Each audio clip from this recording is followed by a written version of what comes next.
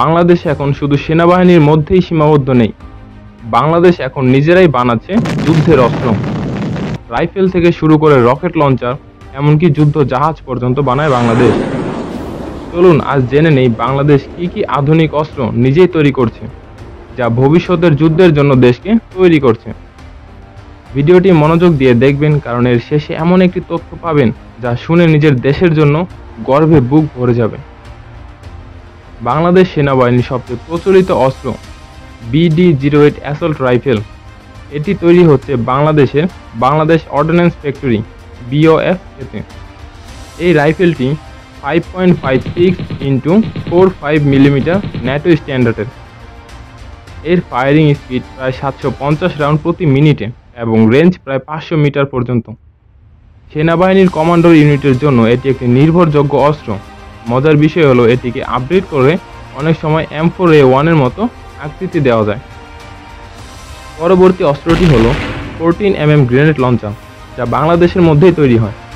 এই grenade launcher সাধারণত BD-08 এর সঙ্গে অ্যাটাচ করে ব্যবহার করা হয়। একটি গ্রেনেড ছুড়লে শত্রুর সুরক্ষিত অবস্থান ধ্বংস করে দিতে পারে এই গ্রেনেড লঞ্চার। এই অস্ত্রটি বাংলাদেশ অর্ডিন্যান্স ফ্যাক্টরিতে ছোট ছোট ইউনিটে তৈরি করা হয় এবং র্যাব ও সেনা কমান্ডোর ইউনিটগুলোতে এর ব্যবহার অনেক বেশি।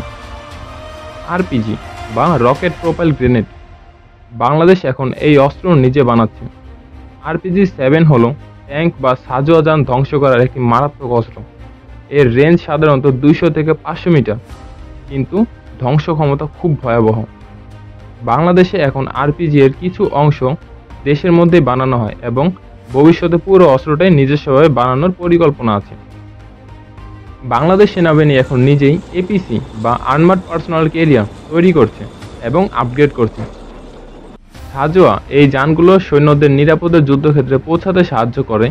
এগুলোতে থাকে bullet proof body, machine gun এবং কখনো কখনো গ্রেনেড লঞ্চার পর্যন্ত এগুলোতে অ্যাটাচ করা থাকে। বাংলাদেশের BOF এবং সেনা কারিগর ইনস্টিটিউট এসব উন্নত মানের যান তৈরি করছে। বাংলাদেশ সেনাবাহিনী এখন নিজেরাই তৈরি করছে পেট্রোল বোট, গান বোট এবং কমব্যাট শিপ। খুলনা শিপইয়ার্ড এবং নারায়ণগঞ্জ ডকইয়ার্ড এসব নৌযান তৈরি করা হচ্ছে। এসব জাহাজ নদী, উপকূল ও সমুদ্রের টহল অনুসন্ধান ও আক্রমণের জন্য ব্যবহার করা হয়। এমনকি 2024 সালে বাংলাদেশ একটি দেশীয়ভাবে আপগ্রেডকৃত ল্যান্ডিং ক্রাফট ট্যাঙ্ক লঞ্চ করে। বাংলাদেশে তৈরি হচ্ছে আরও অনেক কিছু, যেমন কমিউনিকেশন ডিভাইস, সামরিক বুট ও ইউনিফর্ম, নাইট ভিশন গগলস, যুদ্ধ প্রশিক্ষণ সিমুলেটর। এগুলো বাংলাদেশ সেনাবাহিনী নিজেই বানায় বা সংযোজন করে। এতে করে বাহিনীর উপর বিদেশি পণ্যের নির্ভরতা খুবই কমে যাচ্ছে। এতদিন আমরা ভাবতাম উন্নত অস্ত্র মানে আমেরিকা, চীন বা রাশিয়া, কিন্তু এখন বাংলাদেশও সেই পথে হাঁটছে। নিজেদের তৈরি অস্ত্রে একদিন পুরোপুরি আত্মনির্ভরশীল হতে পারবো, এটাই দেশের স্বপ্ন। দেশের তৈরি প্রতিটি অস্ত্রের পেছনে আছে অদম্য পরিশ্রম, বুদ্ধিমত্তা আর গর্ব। আপনি কি মনে করেন বাংলাদেশ নিজের তৈরি অস্ত্রে আত্মনির্ভরশীল হতে পারবে? কমেন্টে লিখে জানান আপনার মতামত কি। আর যদি ভিডিওটি ভালো লাগে তাহলে একটা লাইক, বন্ধুদের সঙ্গে শেয়ার এবং আমাদের চ্যানেলে সাবস্ক্রাইব করতে ভুলবেন না। ধন্যবাদ।